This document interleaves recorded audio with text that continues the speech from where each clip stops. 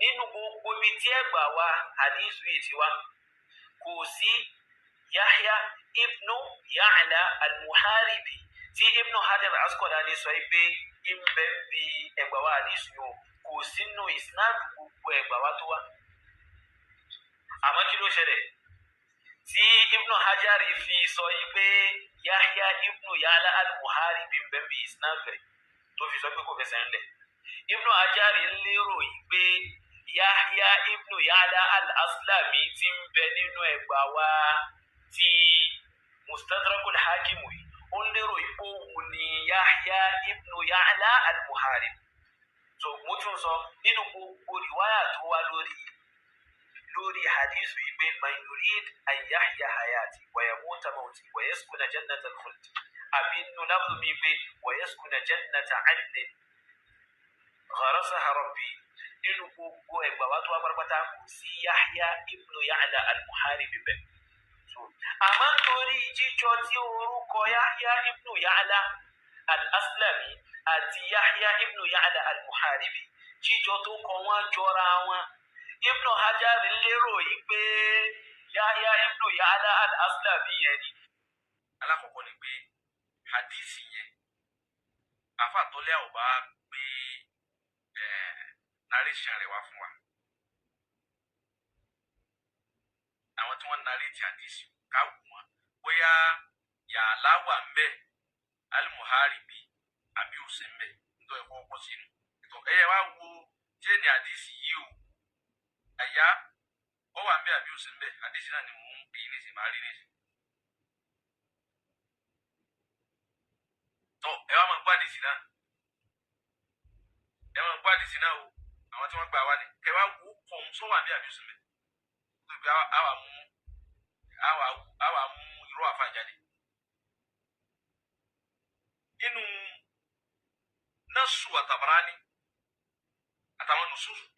yóò sì gbà wá ní pé haddathana Ali ibn Sa'id az-Zazi haddathana Ibrahim ibn Isa at-Tanuhi haddathana Yahya ibn Ya'la. Ẹ máa gbọ́ Yahya táàfà dákun Yahya ibn Ya'la al-Aslami. So ìtọ́sẹ̀lẹ̀ ní tíra wọn tí wọ́n fi ní dọ̀ yìí tí táwọn àtàwọn ẹ̀wọ̀n sọ́tà Ibn Hajar fi wá ní èmi mọ̀ ó ní torí pé fi ìsìnàdì Yahya ó sì wá mẹ́rin torí pé ń bẹ́ẹ̀ nù àwọn tí wọ́n gbà wà wọn Yahya ibn Ya'la al-Aslami òun ló gbàdí sí wa òun ní àfà Ibn Hajar ní rìfáàsì nọ́ọ̀tì Yahya al-Muharibi kí ló wá ṣẹlẹ̀ tí al-Muharibi fi débẹ̀ wọn. Àwọn tí wọ́n wá tẹ tíra yẹn àwọn ni wọ́n sì tẹ al-Muharibi síbi Ya'la bíbi tọ́bù àtọwọ́ rẹ̀ wọ́n wá tọ́bù àmì. olùmọ̀dà sọ pé hadith yẹn kọ́ o pé hadith tí ò lọ ni. àwọn náà wá sọ pé ó ṣeéṣe kó jẹ́ pé n tó fà á tí wọ́n fi sọ bẹ́ẹ̀ òun náà ni pé Yahya ibnu Ya'la wà ń bẹ̀ al-Aslami wá ní èyí tó wà ń bẹ̀ kìí ṣe al-Muharibi. so àwọn tí wọ́n ẹ̀dítì tíra ẹ̀ tí wọ́n kọ jáde ó ṣeéṣe kó jẹ́ bẹ́ẹ̀ ni ìṣkálù ti wá. so tó máa sọ pé bóyá à ń dìfẹ́ǹdì irọ́ ni so kí wọ́n mú rìwáyà ilé tí Yahya ibnu Ya'la al-Muharibi mú wá kí wọ́n bá wa mú òun jáde kí gbogbo ayé rí kán lè mọ̀ pé àwa la ṣe mistake. tabadẹ̀ ṣe mistake á juwọ́lẹ̀ tabadẹ̀ ṣe mistake á juwọ́lẹ̀ tabadẹ̀ ṣe mistake á juwọ́lẹ̀. ó tún yẹ kó o ṣe ni wípé wọn bá tiẹ̀ lọ present àwọn edition míì fún mi. báàbí wá rí bẹ́ẹ̀ wípé ohun tí àáfà Ibn Hajar al-Asqalani tó ń túnra láti sọ ni wípé ẹ tó wà níbi rìwáyà ẹ̀ tàbí fẹ́ gbà wọlé òun náà ni Yahya ibn Ya'la al-Aslami kìí ṣe Yahya ibn Ya'la al-Muharibi. ohun tó yẹ kó o ṣe nìyẹn ṣùgbọ́n ò ṣe ẹ jẹ́ wá jẹ́ kí àwọn ọ̀ràn wọn lọ́wọ́. ẹ máa ní Islam màá mú bíi tọ́gbà mẹ́ta bíi mẹ́rin wá màá mú àwọn edition míì wá yàtọ̀ sí edition tí mo kà lọ́jọ́ yẹn láti fi sọ fáwọn àáfàá yìí pé àìmọ̀kan ní bá wọn jà àbòsí táwọn àáfàá wọn sì ṣe lọ́jọ́ kìíní àná làwọn náà tún fẹ́ gbẹ́sẹ̀ nílé mi. ẹ wo tíra tó wà wájú mi yìí orúkọ tíra yìí náà ní al-Isaba fi tamyiz as-Sahaba. sẹ́ẹ̀rí edition yìí ó yàtọ̀ sí èyí tí mo kà lọ́jọ́ yẹn tí mo fi sọ pé àáfàá Ibn Hajar al-Asqalani àáfàá yẹn ṣàbòsí. tẹ́bá níbi tíra ìtẹ́bá lọ mú jálàbí ẹlẹ́ẹ̀kejì sẹ́rí tíra eléyìí wọ́n píríntì ẹ̀ ní nǹkan bí 1853 òun ni wọ́n tẹ̀ jáde ó yàtọ̀ sí tí mo kà ń jọ yẹn tẹ́ bá lọ sí page 20 tẹ́ bá lọ síbi tẹ́rìjámà 2859 àfa ìfẹ́ sọ̀rọ̀ nípa ta ló ń jẹ́ Ziyad bunu Mutarrif ká tó lọ wo edition mi kò sí wàhálà